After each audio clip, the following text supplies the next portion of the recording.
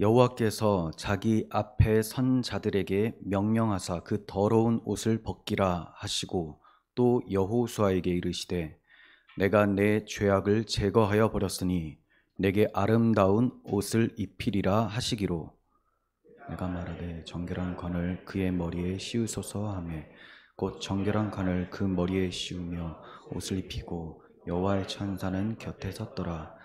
여호와의 천사가 여호수아에게 증언하여 이르되 만군의 여호와의 말씀에 내가 만일 내 도를 행하며 내 규례를 지키며 내가 내 집을 다스릴 것이요 내 뜰을 지킬 것이며 내가 또 왕래하게 하리라. 대제사장 여호수아야, 너와 내 앞에 앉은 내 동료들은 내 말을 들을 것이니라. 이들은 예표의 사람들이라. 내가 내 종 싹을 나게 하리라. 만군의 여호와가 말하노라. 한 돌에 7 눈이 있느니라. 내가 거기에 새길 것을 새기며 이 땅의 죄악을 하루에 제거하리라. 함께요. 만군의 여호와가 말하노라. 그날에 너희가 각각 포도나무와 무화과나무 아래로 서로 초대하리라 하셨느니라. 아멘. 네, 오늘 말씀 제목은 더러운 옷에서 아름다운 옷으로입니다. 더러운 옷에서 아름다운 옷으로. 그리고 부제는 죄 씻음 곧 칭의입니다. 죄 씻음 곧 칭의. 그러니까 죄 씻음과 칭의는 다르다라고 주장하는 사람들에 대한 반박이면서 오직 우리는 그리스도의 보혈로 죄를 씻고 의롭담을 받은 것이 된다라는 것을 증거하려고 합니다. 지난 시간에 우리는 스가랴 3장 초반부를 살펴보았습니다. 하나님께서 바벨론 포로로 끌려가서 불에 탄 것 같이 그슬린 나무와 같이 된 사람들을 꺼내주시고 하나님의 약속의 땅 가나안 땅으로 들어오게 하시고 이제 성전을 짓도록 만들어 주셨습니다. 그럼에도 불구하고 성전을 짓다가 중단된 상황에서 하나님께서 학개와 스가랴 선지자들에게 말씀을 전해주시면서 이제 위로하시고 이 성전을 계속해서 지어라. 하지만 이 성전이 아니라 이후에 더 온전한 성전을 내가 지어주겠다라는 그런 약속의 말씀이 스가랴서에 담겨있는 말씀입니다. 그런데 스가랴 선지자가 환상을 보았죠. 이게 4번째 환상이라고 말씀을 드렸습니다. 여호수아라고 하는 대제사장이 여호와의 천사 앞에 서 있고 그 반대편에는 사탄이 그를 대적하고 있었습니다. 그 이유는 그가 더러운 옷을 입고 있었기 때문이죠. 하지만 하나님께서는 여호수아 대제사장을 책망하신 것이 아니라 사탄을 책망하셨습니다. 그 이유는 하나님께서 공의롭게 그의 더러운 옷을 깨끗하게 아름다운 옷으로 바꾸어 주실 것이고 이미 죄를 다 씻어 주셨기 때문에 이 문제를 가지고 계속해서 고소하는 마귀는 책망을 받아 마땅하다라는 것을 말씀을 드렸었던 것이죠. 자, 이제 이어지는 오늘 본문 4절 봅니다. 여호와께서 자기 앞에 선 자들에게 명령하사 그 더러운 옷을 벗기라 라고 말씀을 하십니다. 만일 하나님께서 우리 죄를 대속함 없이 그냥 구원해 주셨다면 하나님께서는 불의한 재판장이 되고 말죠. 그러면 마귀는 하나님을 책망했을 거예요. 하나님, 나는 지금 저 더러운 여호수아를 책망했는데 하나님께서 저를 그냥 구원해 주셨으니 이제 당신이 더러운 재판장이군요. 이런 식으로 책망을 한다라는 거죠. 그런데 하나님께서는 사탄을 책망하셨습니다. 왜냐하면 공의대로 행해 주셨기 때문에 그래요. 자기 아들의 피로 죄악을 대속하시고 죄인을 의롭다고 하셨기 때문에 하나님의 공의가 손상되지 않을 수가 있었습니다. 그래서 사탄을 향해서 내가 너를 책망하노라 라고 말씀하실 수 있었던 것이고 대제사장의 더러운 옷을 벗기라 라고 말씀하실 수 있었던 거예요. 이것은 예수님께서 앞으로 오실 예수님께서 대제사장 여호수아의 저 더러운 옷 그의 죄를 예수님이 대신 가지고 십자가에서 죽으심으로 그분이 입으셨던 그 아름다운 공의로운 옷을 그에게 입혀주심으로 이게 우리 이야기예요. 그래서 하나님은 공의롭게 대제사장 여호수아를 아름다운 옷으로 입혀주셨다라는 것을 보게 된다는 거죠. 이처럼 공의롭게 행하셔서 죄인을 하나님 앞에 흠 없이 서게 하시는 구원 계획에 대해서 오늘 본문은 말씀을 하고 있는 것입니다. 4절 하반절 보시면 또 여호수아에게 이르시되 내가 내 죄악을 제거하여 버렸으니 내게 아름다운 옷을 입히리라 라고 말씀하십니다. 이것은 죄를 다 해결해 주셨다라는 의미죠.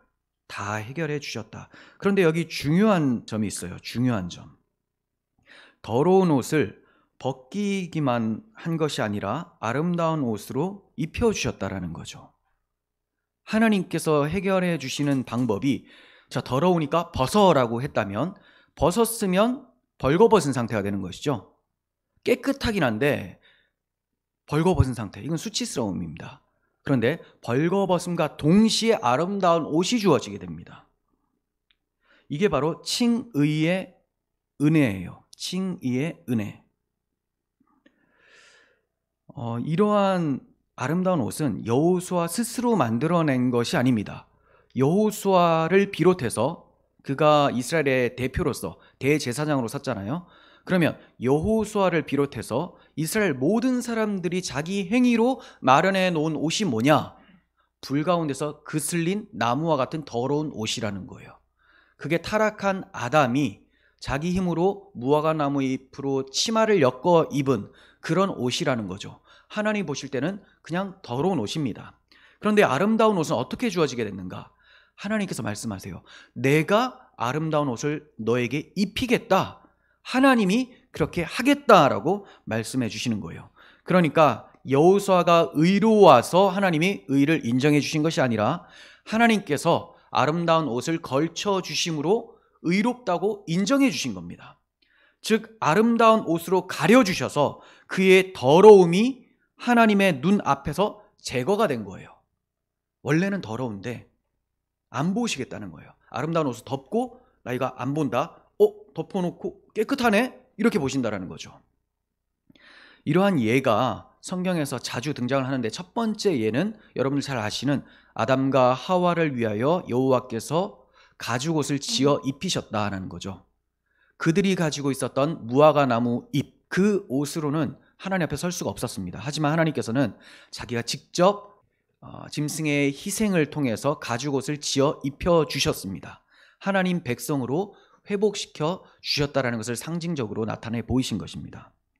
그리고 이제 술 취해 벌거벗은 노아를 셈과 야벳이 뒷걸음질 치면서 그 하체를 덮어주었죠. 이것도 노아가 직접 덮은 게 아니에요. 셈을 통해서, 야벳을 통해서 덮어주셨습니다. 하지만 잠에서 깨어난 노아는 셈의 하나님 여호와를 찬송하리로다라고 하나님을 찬송하면서 앞으로 셈의 자손으로 오실 예수 그리스도께서 나를 이렇게 덮어주신다라는 것을 고백을 했었던 것입니다. 그리고 죄가 가려진 다윗과 같은 고백을 하는 사람들이 역사 속에서 계속 있었습니다. 다윗이 어떻게 고백을 했습니까? 허물을 사함을 받고 죄가 가려진 자는 복이 있도다, 이렇게 고백을 했어요.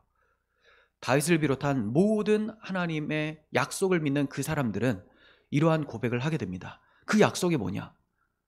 메시아께서 나의 죄를 대신 갚아주시고 나의 더러움을 덮어주신다. 그래서 허물의 사함을 받고 죄가 가려진 자는 복이 있다. 복이 있다. 그래서 예수 그리스도의 피를 믿는 것을 복음이라고 하죠. 복이 있는 사람들은 이 복음을 믿는 사람들이라는 거예요. 중요한 점은 벗기신 것과 입히신 것이 하나라는 사실이에요. 우리가 그림으로 보면 마치 더러운 옷을 벗겨 놓으시고 이제 벌거벗은 상태로 그냥 두지 않으시고 입혀주셨다라고 하니까 이 더러운 옷을 벗기는 작업과 입혀주시는 작업이 두 개가 따로 존재하는 것 같아 보입니다.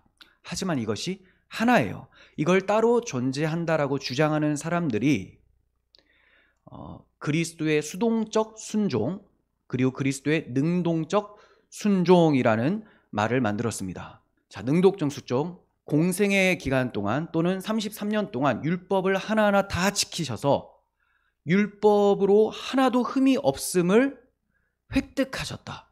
입증이 아니에요. 획득하셨다.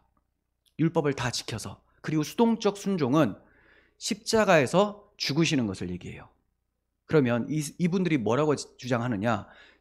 수동적 순종, 십자가 대속은 죄를 씻어주는 것만 하는 거고, 우리가 의롭다함을 받는 것은 예수께서 삶에서 다 지켜놓으신 그 율법 행위, 그것이 나의 의가 돼서 하나님 앞에 의롭다함을 받는 것이다. 이 말이 마치 맞는 것 같지만 완전히 틀린 말입니다. 이건 뭐 헷갈릴 것도 없는 완전히 틀린 말이에요. 찬송가 252장 찬송했잖아요. 예수의 흘린 피가 나를 정하게 하고 나의 의는 예수의 피밖에 없네. 이거 부르면 안 됩니다. 그런 분들은. 오직 예수의 피가 우리의 죄를 씻어줌과 동시에 그것이 우리의 의가 된다. 이게 계속해서 제가 주장하는 오직 십자가 공로입니다. 십자가 공로. 자, 그러면 중요한 점이 벗기신 것과 입히신 것은 제가 하나라고 말씀을 드렸죠. 지성소로 나올 때, 구약 제사 때 하나님이 자기 백성을 만나 주시려면 지성소에서 그 언약궤 위에, 속죄소죠, 거기에 하나님이 발판을 삼아서 내려오신다라고 말씀하셨어요. 보이진 않으시지만 임재라고 하죠. 이때 이 지성소로 대표로 들어오는 사람이 대제사장이에요. 대제사장이 이스라엘 백성들의 죄를 다 가지고 들어와요. 근데 대제사장이 자기가 감당하는 게 아닙니다.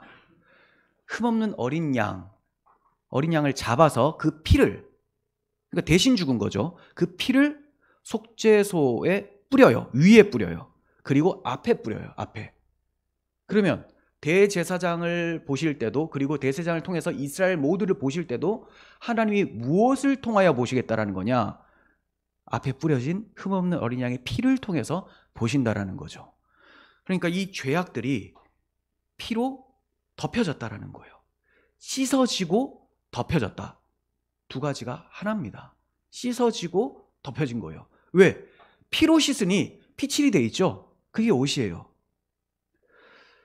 우리는 피로 씻김을 받고 예수의 피로 옷을 입는 것입니다. 이것이 성도의 의예요. 생명은 피에 있습니다. 계시록 7장 14절 하반절 보시면, 그가 나에게 이르되 이는 큰 환난에서 나오는 자들인데 어린 양의 피에 그 옷을 씻어 희게 하였느니라. 큰 환난에서 나오는 자들. 이 환난이 무엇일까요? 원론적으로는 그리스도의 십자가 승리예요. 거기서 큰 환난이 있었습니다. 이것이 계시록에서는 성도가 살아가면서 발생하는 아마게돈 전쟁으로 나타납니다. 그러니까 원론적으로는 십자가 전쟁이 아마게돈 전쟁이고, 이것이 성도의 삶 속에서 발생이 되어지는 거예요. 역사 속에서. 이 두 가지. 그러니까 그 환난에서 나오는 자들, 십자가로 탄생된 교회들, 이 사람들이 어떤 사람들이냐? 어린 양의 피에 그 옷을 씻어 희게 하였다. 흰 옷은 성도들의 옳은 행실을 의미해요. 의를 얘기하죠. 근데 이 흰 옷이 어떻게 희게 됐냐? 피에 씻어서 희게 되었다. 여기서 예수님께서 율법 조문을 지켜서 넘겨주셨다라는 것이 들어갈 틈이 없다라는 겁니다. 성도의 의는 보혈로 씻은 의예요. 우리가 은혜의 보좌 앞에 담대히 나갈 수 있는 것은 우리에게 자격이나 공로가 있어서가 아닙니다. 더러운 옷을 벗기시고 아름다운 옷으로 입혀주신 오직 그 의를 힘입어서예요. 다른 말로 오직 피를 힘입어서. 5절 봅니다. 내가 말하되 정결한 관을 그의 머리에 씌우소서 하매 그 정결한 관을 그 머리에 씌우고 옷을 입히고 여호와의 천사는 곁에 섰더라. 더러운 옷을 벗기시고 동시에 관을 씌워주시고 옷을 입혀주셨다. 이렇게 말씀하고 있어요. 이것은 대제사장으로 섬길 수 있도록 회복시켜 주셨다라는 것을 말씀하고 있는 거예요. 사탄은 대적하여 그를 넘어뜨리려고 했으나 하나님께서는 주권적으로 그를 잡아주시고 세워주시고 계속 섬길 수 있도록 만들어주신 거예요. 이처럼 칭의의 은혜를 입었으니 대적하던 사탄은 온데간데 없고 한 분만 계십니다. 여호와의 천사는 곁에 섰더라. 이때 여호와의 천사는 구약에 나타난 예수 그리스도라고 말씀을 드렸어요. 우리도 칭의 교리에 확고하게 되면 넉넉히 이기며 살아갈 수가 있습니다. 사탄이 온데간데 없어져요. 계속 고발하려고 하는데 내가 그리스도의 보혈로 씻음을 받고 의롭다함을 받았다. 나의 더러움을 볼 것이 아니라 예수의 공로를 봐라 라고 한다면 온데간데 없어진다는 거예요. 그럼 누가 내 옆에 계시냐? 예수께서 내 옆에 계십니다. 왜 예수만 내 옆에 계시는가? 영원히 우리의 중보자로서 사탄 마귀의 관계를 물리쳐 주시고 예수 그리스도 십자가 공로로 그걸 계속 적용시켜 주심으로써 우리의 중보자가 되심으로 우리를 승리케 만들어 주신다라는 거예요. 그래서 계시록에서는 하나님 앞에서 밤낮 참소하던 자가 쫓겨났다 이렇게 기록을 하고 있는 거예요. 어떻게 쫓겨나게 되었습니까? 그가 참소하던 대상들이 그리스도의 십자가 대속으로 인하여 죄 씻음 곧 의롭다함을 받았기 때문에 더 이상 참소할 근거를 찾을 수가 없는 것입니다. 얼마나 영광스러운 복음이에요. 대적자는 쫓겨나가고 더러운 우리는 하나님 앞에 의롭다함을 얻게 되고 하나님의 자녀라 칭함을 받게 되고 천국 시민권자라고 되고 하나님의 신부라고 칭함을 받게 되었습니다. 엄청난 복음의 능력이라는 것이죠. 고린도전서 1장 18절 보시면 십자가의 도가 멸망하는 자들에게는 미련한 것이요 구원을 받는 우리에게는 하나님의 능력이라. 아멘. 하나님의 능력이에요. 구원을 받는 우리들에게는, 그런데 멸망하는 자들에게는 십자가의 도가 어리석어 보인다는 거, 미련해 보여요. 제가 이 십자가 복음의 도만 외치면 듣기 싫어하는 사람들이 있을 수 있습니다. 회개해야 돼요. 큰일 납니다. 멸망하는 자들에게 십자가의 도가 미련하고 어리석어 보인다는 거예요.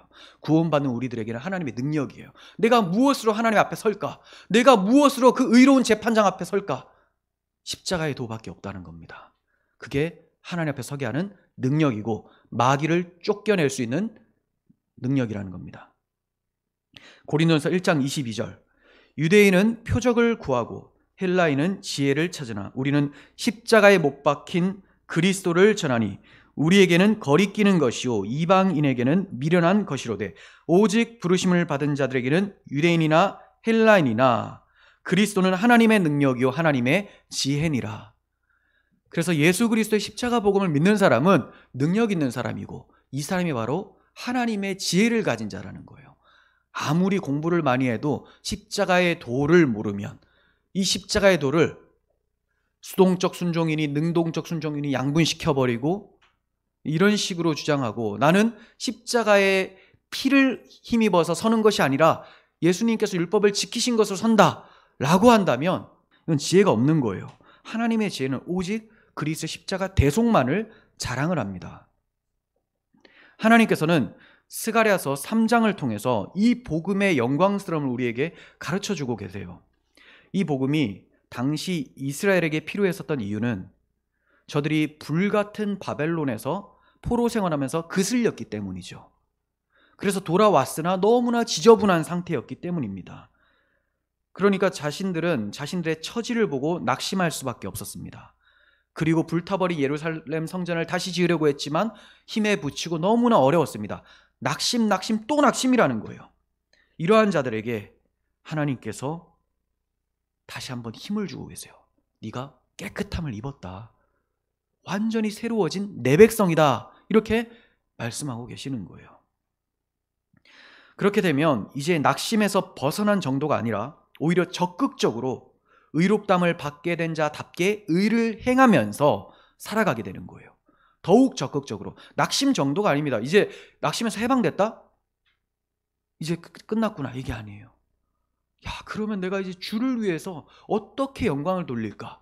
그 영광의 방법도 하나님께서 행해 주신 아름다운 옷, 더러운 옷을 벗기고 아름다운 옷을 입혀주신 이것을 찬양하는 것이 하나님께 영광이에요.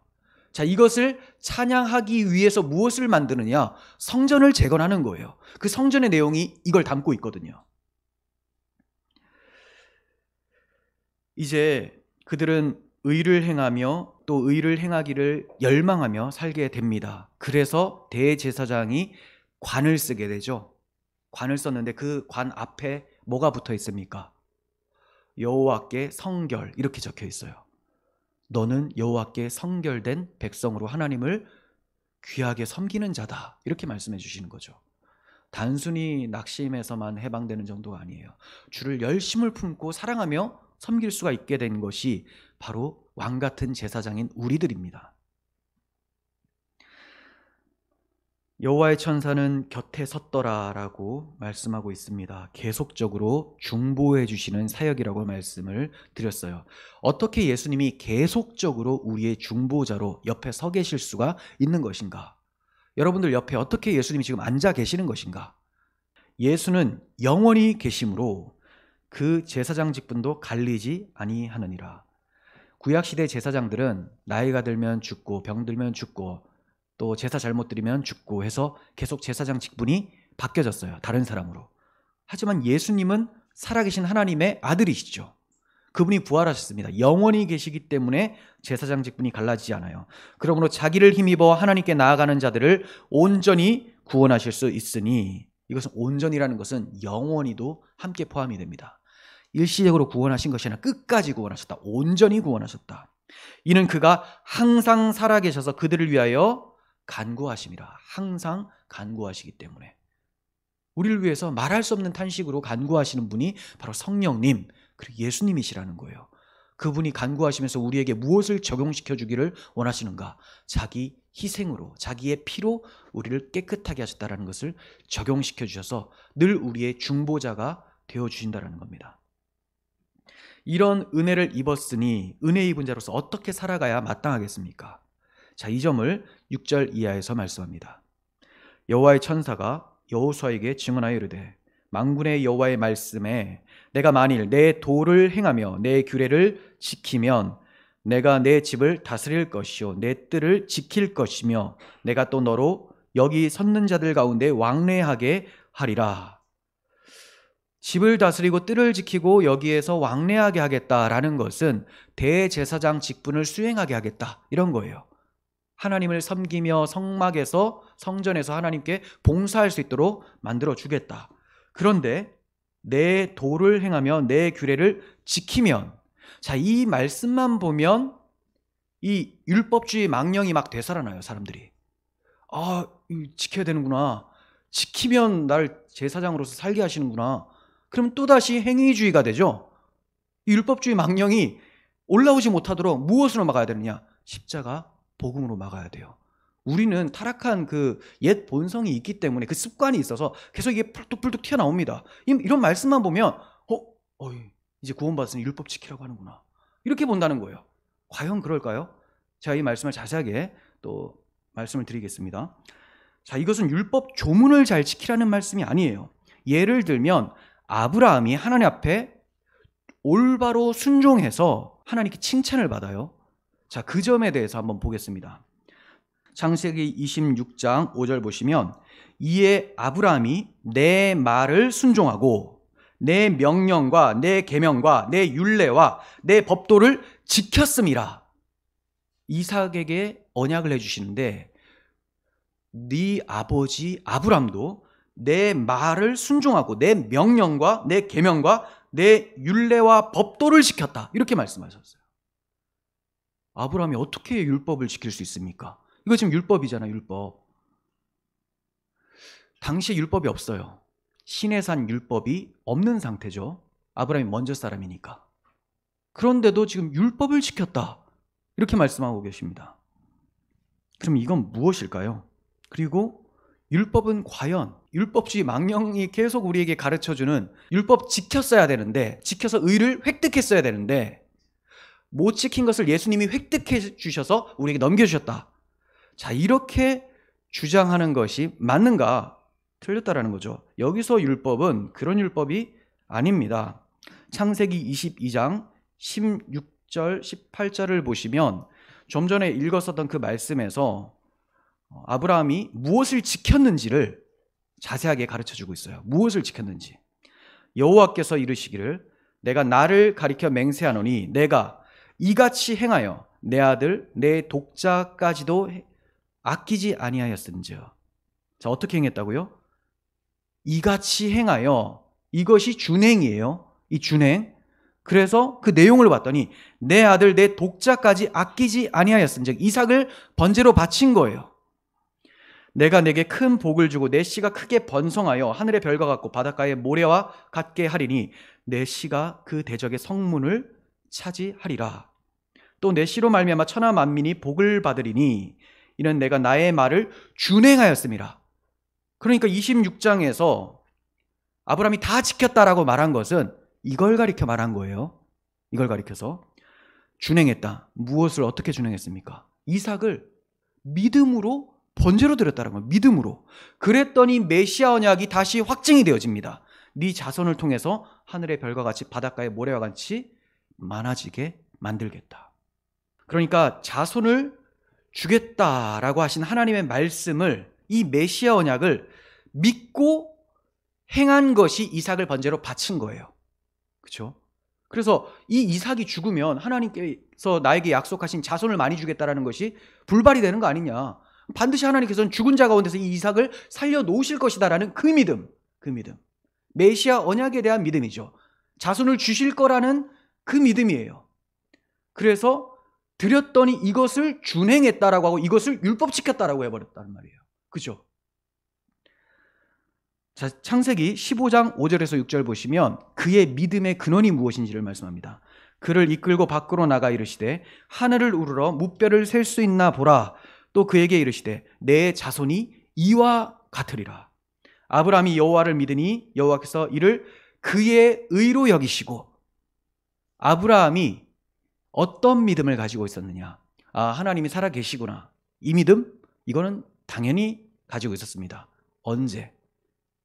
갈대아우르에서 뽑아내실 때부터 여호와를 믿고 가라고 지시한 땅으로, 보여줄 땅으로 간 거, 그때부터 하나님 계심을 믿고 있었어요. 여기서 믿었다라는 것은 무엇입니까? 여호와께서 거기 계신 것과 그분이 나에게 지금 약속해 주시는 이 말씀을 믿었다라는 거죠. 그 약속이 내 자손이 하늘의 별과 같이 많게 해주겠다. 내 자손이 이와 같으리라. 이 약속을 믿은 거예요. 이 약속을 믿고 이삭을 바치라고 했을 때 바치는 거예요. 그러니까 이 믿음에 대한 열매가 나타난 거죠. 그랬더니 메시아 언약이 확증이 되어집니다. 야, 네가 보니 진짜 내가 자손을 주겠다라고 한 그 메시아 언약을 잘 지키고 있구나. 그게 지키는 거예요. 율법 지키는 거. 그럼 그 자손이 누구냐? 갈라디아서 3장 16절 보시면 이 약속들은 아브라함과 그 자손에게 말씀하신 것인데 여럿을 가리켜 그 자손들이라 하지 아니하시고 오직 한 사람을 가리켜 내 자손이라 하셨으니 곧 그리스도시라. 네. 그러니까 아브라함이 기다렸던 사람은 자기 자손에서 메시아가 오실 것이다. 그리스도가 오실 것이다. 이걸 기다렸고 하나님께서 약속의 아들로 이 이삭을 주셨는데 이삭을 번제로 바치라고 하셨다? 내가 죽이면 어떻게 되지? 하나님께서 메시아를 오게 하신다고 하셨으니 내가 번제로 바칠지라도 다시 살리실 것이다. 이 믿음으로 드렸던 것이죠. 그래서 이렇게 준행한 것을 가리켜서 율법을 지켰다. 그럼 율법이 무엇을 가리키고 있었던 거예요? 메시아 언약이라는 거예요. 메시아 언약.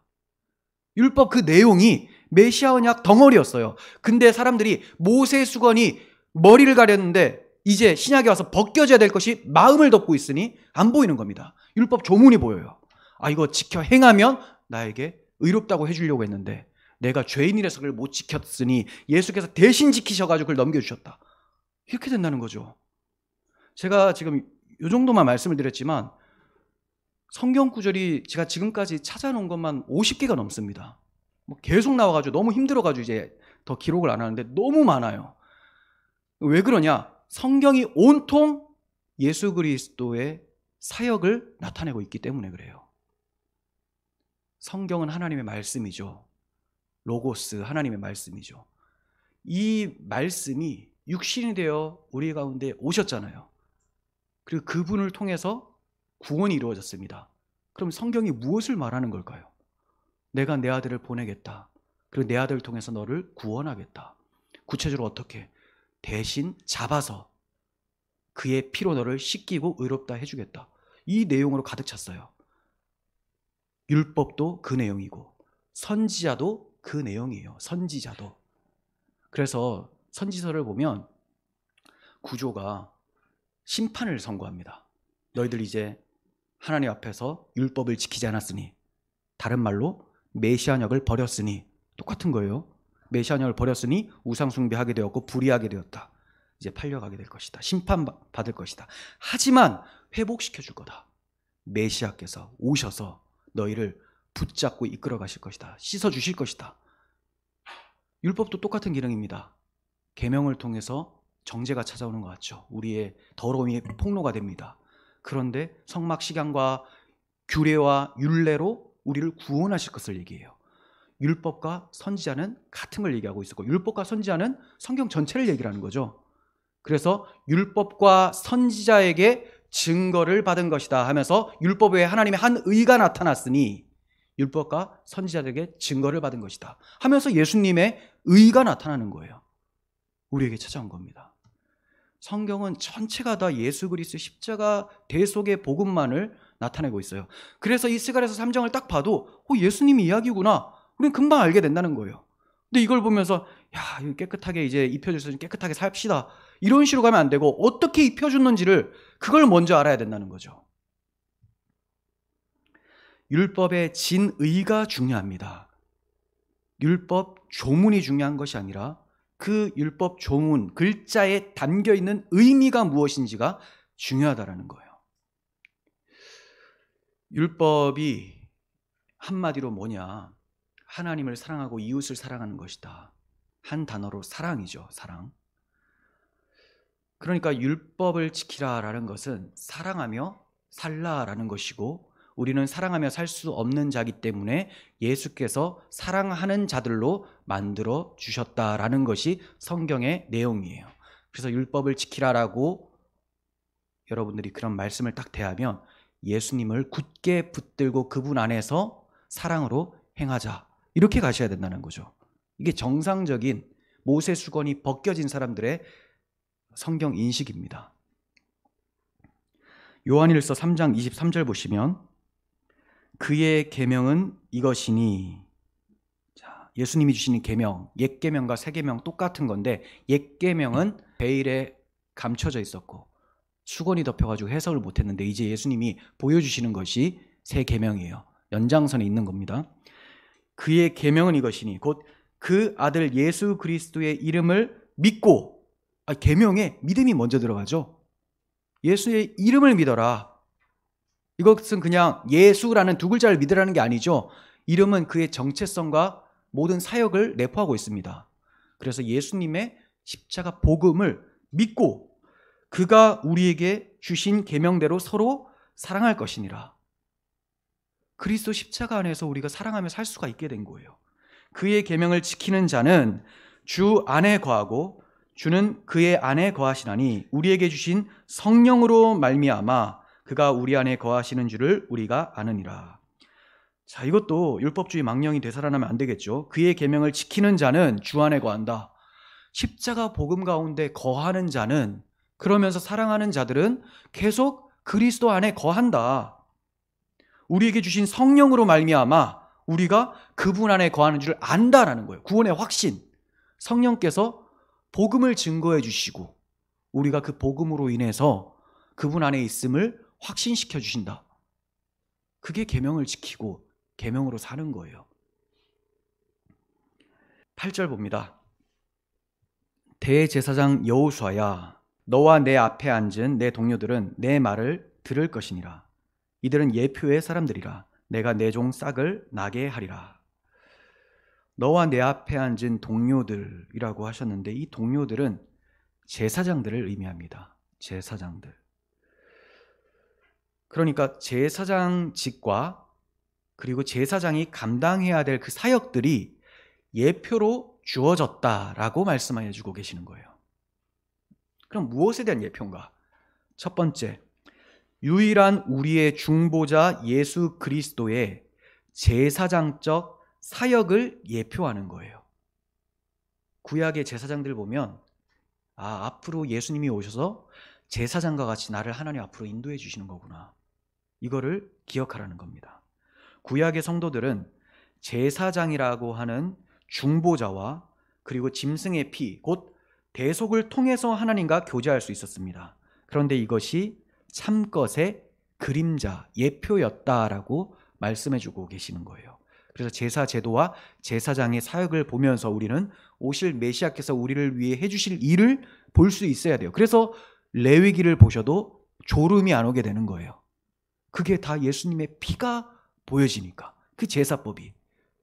그냥 유대인의 제사법을 왜 나한테 가르쳐 주시지? 이게 아니라 이렇게 예수님이 우리를 위해서 죽으시고 구원하신다라는 것을 보여주시기 때문에.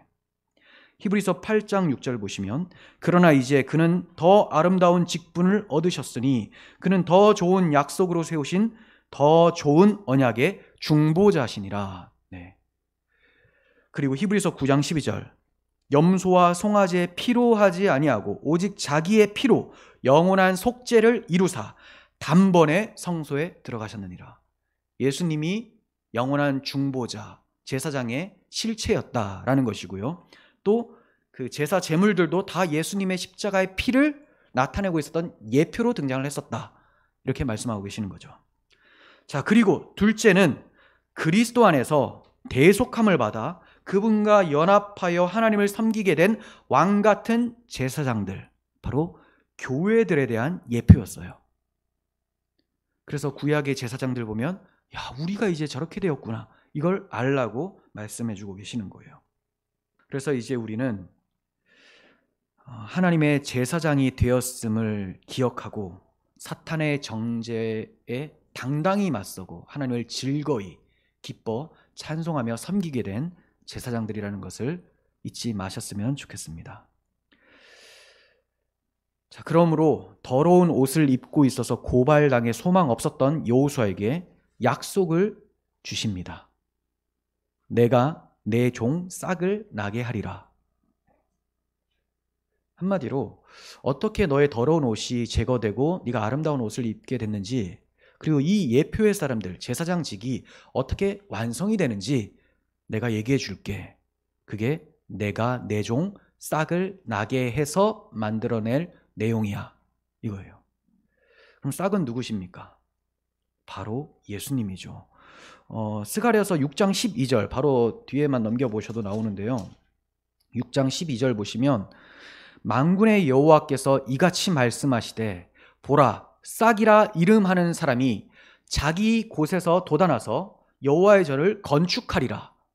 여호와의 전을 건축하리라. 솔로몬이 성전을 건축한다고 했죠. 하지만 솔로몬 성전이 불타버렸어요.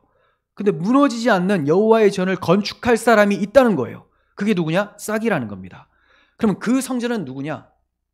교회.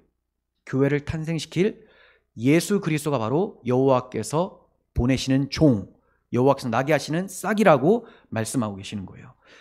이사야 11장 1절 보시면 이새의 줄기에서 한 싹이 나며 그 뿌리에서 한 가지가 나서 결실할 것이요. 예레미야 23장 5절 내가 다윗에게 한 의로운 가지를 일으킬 것이다. 즉 아브라함과 다윗의 자손 싹으로 오실 예수 그리스도, 그분이 성전을 건축할 것이다. 그러니까 스가랴야, 학개 선지자야, 너는 열심히 성전을 건축하되 이것이 다가 아니라 앞으로 여호와께서 지으실, 그 싹을 통해 지으실 여호와의 성전을 기대하라. 이렇게 말씀하는 것이 스가랴서 학개서라는 거죠. 어째서 싹이라고 말씀하십니까? 지난번에 말씀드린 대로 밤나무와 상수리 나무가 배임을 받아도 그 그루터기가 남아있는 것 같이 거룩한 씨가 이 땅에 그루터기니라. 밤나무와 상수리 나무가 배임을 당했어요. 바벨론 포로로 끌려가서 잘려버렸습니다. 심판받았어요. 하지만 거기서 싹이 난대요. 그루터기에서 싹이 나요. 이렇게 바벨론 포로에서 만신창이가 되었지만 이러한 자들 가운데 메시아를 보내주셔서 성전을 건축할 것이다. 그래서 싹이다라고 하고 계시는 거예요. 왜 이스라엘이 배임을 당했습니까? 왜 이스라엘이 죽은 자를 방불케 하는 그러한 모습을 하게 되었습니까? 아니, 완전히 죽은 자였죠. 에스겔 37장 보면 마른 뼈 환상이 나오잖아요. 그게 이스라엘의 모습이었어요. 뼈가 말라버렸다는 것은 수분이 하나도 없다는 것이고 죽은 지가 오래됐다는 건데, 그게 바로 바벨론 포로로 끌려간 이스라엘 백성들의 상태라는 거예요. 어떻게 하다가 이렇게 되었습니까? 하나님을 섬기기를 거부한 죄 때문에, 우상 숭배에 빠져 있었기 때문에 그렇습니다. 하나님을 떠난 상태가 바로 죽은 상태예요. 이러한 죄와 그로 인한 비참함은 에덴 동산에서부터 시작된 인류의 고질적인 문제입니다. 이러한 인류 가운데 그리스도께서 싹과 같이 오셔서 구원해 주실 것을 약속하고 계시는 거예요. 첫 창조는 말씀으로 가능했습니다. 하지만 재창조는 말씀만으로 안 돼요. 말씀이신 분이 죽으셔야 됩니다. 왜? 죄 때문에. 첫 창조는 죄가 없었어요. 그래서 말씀이신 예수께서 창조를 하십니다. 하지만 죄가 들어오자 말씀으로 창조하신 예수님이, 주인이신 분이 직접 그 죄를 가지고 죽으심으로 재창조가 일어나게 되는 것입니다. 그래서 재창조를 위해서 말씀이 육신이 되어 우리 가운데 임하신 그리스도의 십자가 대속이 필요했었던 겁니다.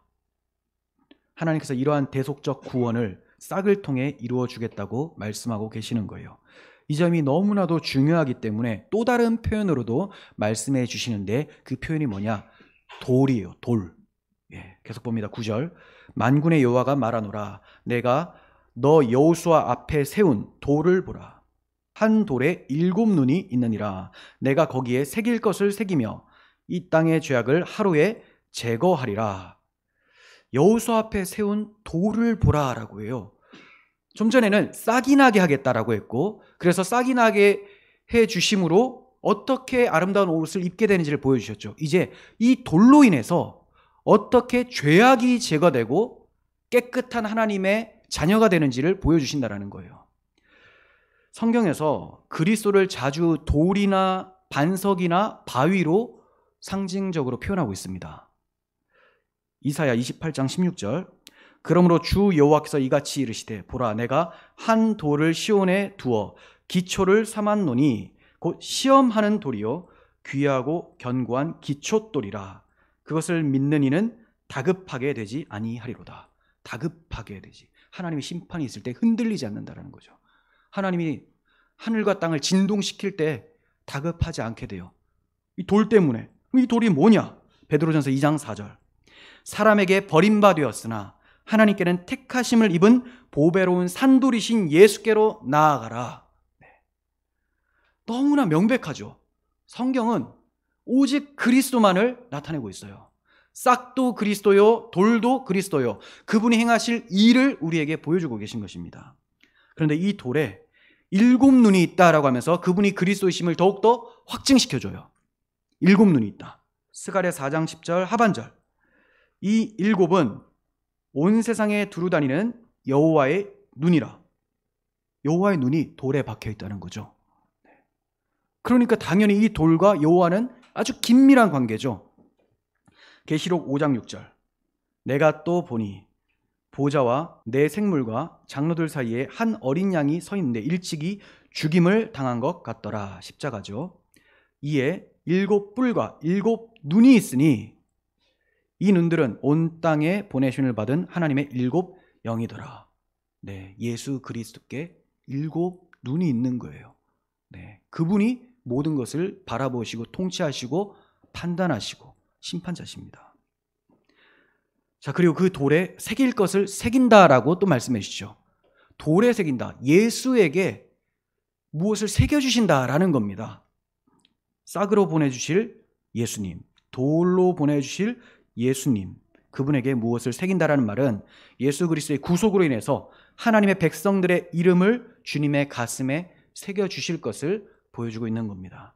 계시록 2장 17절 보시면 귀 있는 자는 성령이 교회들에게 하시는 말씀을 들을지어다. 이기는 그에게는 내가 감추었던 만나를 주고 또 흰 돌을 줄 터인데 그 돌 위에 새 이름을 기록한 것이 있으니 받는 자 밖에는 그 이름을 알 사람이 없느니라. 돌에 그 이름을 새겨주신다. 이 새겨진 돌을 받으면 승리를 하거나 구원을 받습니다. 그게 문화적 배경이었어요. 근데 지금 저는 구속사적 의미만 먼저 말씀을 드리겠습니다. 마치 12지파의 이름이 새겨진 보석들을 대제사장 흉패의 가슴팍에다가 박아놓고 그걸 입은 채로 지성소로 들어가서 하나님을 만나는 그런 모습이죠. 예수님의 가슴에 우리를 담아 넣으시고 여러분의 이름을 지워지지 않도록 새겨 넣으시고 인을 쳐주시고 하나님을 만나러 가신다라는 거예요. 이 돌로 인해서 우리 이름이 새겨지게 되고 죄악이 하루에 제거하게 된다. 예수님의 십자가 대속이죠. 그래서 이 땅의 죄악을 하루에 제거한다라는 말씀이 성경에 어떻게 나타나는지를 봅니다. 히브리서 9장 12절. 염소와 송아지 피로 하지 아니하고 오직 자기 피로 영원한 속죄를 이루사 단번에 성소에 들어가셨느니라. 하루에 제거한다라는 말은 그 한순간에를 강조하는 표현이에요. 그 한순간에. 질질질 끌려가지고 나중에 이제 유보적 칭의 이런 게 아니라는 거예요. 그냥 한순간 예수 믿으면 구원 받는 거라는 거죠. 나의 어떠함에도 불구하고 그럼 마음대로 살아도 되겠네, 그런 말을 할 수 있는 사람이 아닙니다. 그리스도인들은 그렇게 말한다는 것 자체가 문제가 있는 거예요. 예수는 믿으면, 십자가의 대속을 믿으면, 핏부림을 받으면 하루의 죄악이 제거됩니다. 그래서 단번에 성소에 들어가셨다. 우리도 단번에 그분과 함께 성소에 들어갈 수 있어요. 그래서 여러분들이 기도를 하잖아요. 기도를 하면 지성소에 계신 하나님을 만나는 거 아닙니까? 어떻게 그게 가능해요? 단번에 제거해 주셨기 때문에. 히브리서 9장 28절. 이와 같이 그리스도도 많은 사람의 죄를 담당하시려고 단번에 들이신 바 되었고 구원에 이르게 하기 위하여 죄와 상관없이 두 번째 나타나실 때는, 재림하실 때는 죄를 사하여 주시려는 게 아니에요. 첫 번째 나타나셨을 때 죄를 사하여 주셨고 재림하실 때 자기를 바라는 자들에게 두 번째 나타나시리라. 네.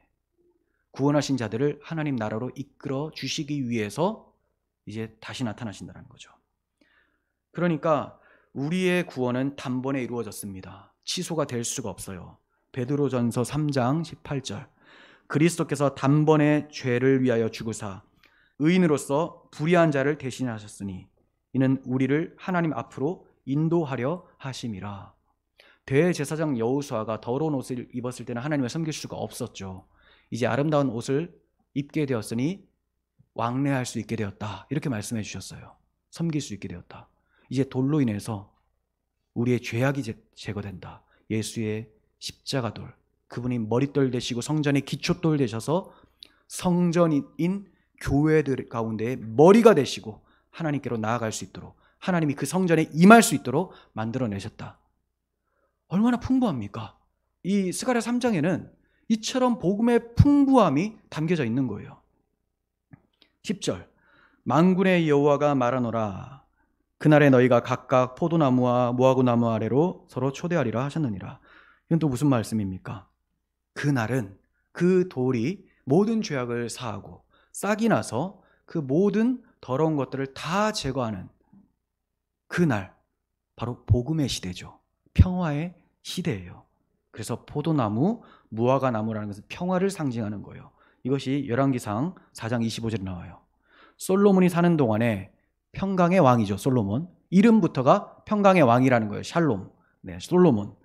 그가 사는 동안에 유다와 이스라엘이 단에서부터 브엘세바에 이르기까지 각기 포도나무 아래와 무화과 나무 아래에서 평안히 살았더라.